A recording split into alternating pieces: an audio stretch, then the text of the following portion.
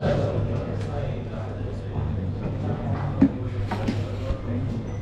আলাইকুম।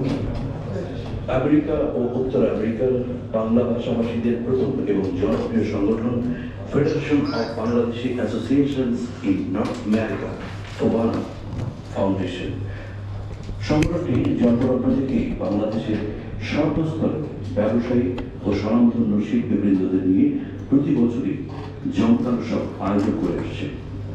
শুধুমাত্র সাংস্কৃতিক অনুষ্ঠান করে ফোবানা ক্ষান্ত হয়নি, তার পাশাপাশি বাংলা ভাষাভাষী সকল মানুষের সকল ধরনের বিপদ আপদের একমাত্র ফোবানাই ছিল তাদের সর্বস্তরের মানুষের সাথে। এই ধারাবাহিকতায় ফোবানা 40তম বর্ষপূর্তিকে স্মরণীয় করে রাখতে কানাডা টরন্টোতে 2026-এর 4 সেপ্টেম্বর থেকে 6 সেপ্টেম্বর পর্যন্ত 3 দিনব্যাপী বাংলাদেশি শিল্পী, ব্যবসায়ী এবং উদ্যোক্তাদের নিয়ে সম্মাননা প্রদান সহ সাংস্কৃতিক অনুষ্ঠান করতে যাচ্ছে এবং মনোজ্ঞ মেলার আয়োজন করতে চলেছে। একাডেমির সেমিনার হবে, কারণ একাডেমির সেমিনার হবে ফোবানা ফাউন্ডেশনের প্রতিষ্ঠাতা সদস্য এবং বাংলাদেশ সোসাইটি এসসি সভাপতি আবু জুবায়ের দাতা এবং ATN-NCL এর সিইও সাজিদুর রহমান মুনিম সহ বাংলাদেশি শিল্পী, কলাকুশলী এবং উদ্যোক্তাদের নিয়ে আজকের এই প্রেস কনফারেন্সের আয়োজন করা হয়েছে। আমি এখন বিনীতভাবে অনুরোধ জানাবো ফোবানা ফাউন্ডেশনের প্রতিষ্ঠাতা সদস্য এবং বাংলাদেশ সোসাইটি এসসি সভাপতি আবু জুবায়ের দাতা, তিনি তার স্বাগত বক্তব্য রাখবেন এবং এই বিষয়ে কিছু কথা বলবেন।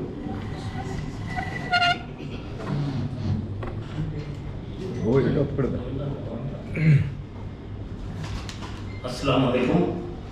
আসলে আমাদের এই সাংবাদিক সম্মেলনটা আমরা খুব অল্প পরিসরে ব্যবস্থা করি এই কারণে যে আমাদের তেমন কোনো অ্যাডভার্টাইজমেন্ট বা কোনো আমাদের এখানে কোনো নেই, আমাদের অ্যাকচুয়ালি স্পন্সর তেমন নাই। এই কারণে ইউজুয়ালি বড় করে আমরা করি না, কারণ আমরা অফিসিয়ালি ক্যানাডা আমেরিকা থেকেই আমরা স্পন্সর করি।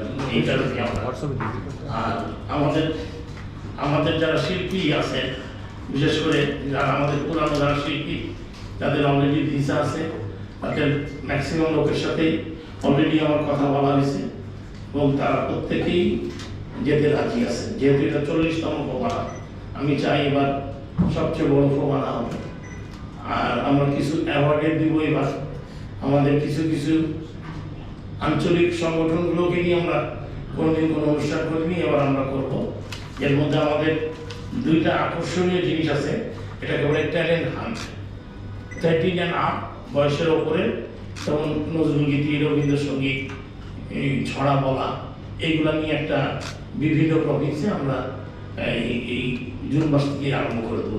যেহেতু ফিফা ওয়ার্ল্ড কাপ, ওই একই টাইমে আমরা এটা করব। তারপরে নেক্সট হচ্ছে আমরা কিছু ব্যক্তিকে আমরা অ্যাওয়ার্ড দিব। তার মধ্যে আমাদের এখানে লিভিং লেজেন্ড, আমাদের টুয়েলাইট সাহেবের মতো ব্যক্তিত্ব আমাদের সাথে এটা আমার জীবনের সবচেয়ে বড় প্লেজার। ওনার মতো লোক আমাদের এই 40তম ফোবানার উনি লাইফ টাইম একটা অ্যাচিভমেন্ট দিবেন এবং ইনশাল্লাহ আমরা ওনাকে আমাকে খুব সম্মানিত করার যা যা করে এই ব্যবস্থা আমরা করবো। তারপরে আমাদের নেক্সট ডে হলো আমাদের মরণোত্তর আমরা আমজাদ হোসেন ভাইকে, যেহেতু উনি আমি এক সময় ওনার খুব ভক্ত ছিলাম, কী কারণে জানি না, উনি ছবি করলেই হিট হইতো, ওই জন্য ওনার সাথে ঘুরতে খুব ইচ্ছা হইতো। FDC-তে গেলেই আমি আবার জসিম আমাদের বাসায় থাকতো, মানে ভাড়া, ওই যে জসিম চিত্রনায়ক আমার বাসায় অনেক বছর ছিল, লোকটা মারা গেছে, 7 বছর ভাড়া দেয় না, কিন্তু আমার খুব ক্লোজ ছিল, ভেরি নাইস গাই। সত্যি কথা তো আমি দেখতে মনে করতাম যে ওটা জেমস গ্রুপ করলো আমাদের বাসায়, কাইটুলির বাসা ভাই কিনে 16 নম্বর দিকে গানগুলি। আর এই জন্য আমি এদের সাথে অনেক দিন ধরে জড়িত।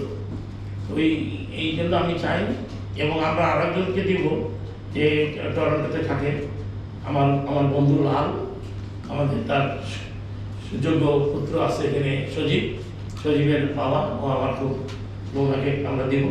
আর সামিনা ইয়াসমিন যদি উনি সুস্থ থাকেন ওনাকে দিব। আর ববিতা ম্যাডাম কনফার্ম করছে যে উনি ওই সময় আমাদের সাথে থাকবেন। আর আমার মনে হয় এর মধ্যে আমরা আরও দু একজন জ্ঞানী গুণী ব্যক্তিদের সাথে আলোচনা করে তাদেরকে অ্যাওয়ার্ড দেওয়ার চেষ্টা করছি। কারণ 40তমটা এই কারণে মানুষের মনে থাকবে যে 41 বছরে অনেকটা খেয়াল করে না। 40 বছর বয়স্ক লোকটার কি এই লোকের বেশি কারণ যে ভাই লোকটা 40 বছর হয়ে গেল, যেমন আমার 40 বছরের সন্তান এই প্রমাণ। তাহলে আমার জন্য এটা একটা huge achievement in my life.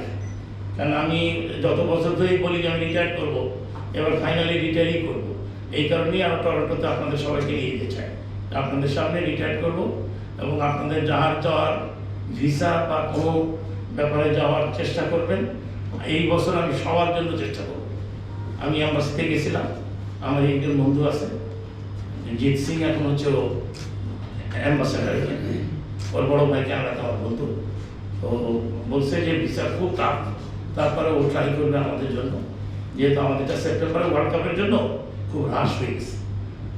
World কাপের যেভাবে টিকিট বিক্রি হয়েছে ওই আর ভিসা ইস্যু হয় না, ওই কারণে অনেক সিট খালি থাকে, এই কারণে ওরা ওইটা নিয়ে এখন বেশি।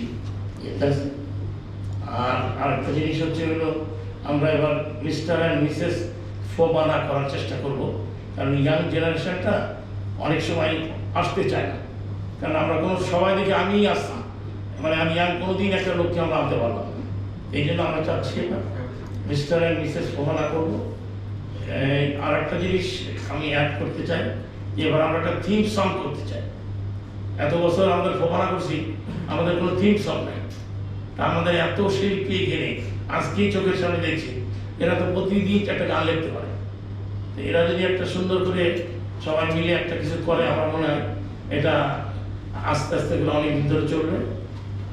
আমাদের যে বন্ধু ছিল সজিত, ও তো লেখাপড়া করে, গান টান করে, কিন্তু আমাদের জন্য কোনোদিন করে না। হ্যাঁ, কোনোদিন করে না। যদি করে তাহলে সুবিধা হইতো। তারপরে আর এক সজীব আছে, সে তো পালাই গেছে এদিকে মনে হয়। হ্যাঁ আসো নাকি?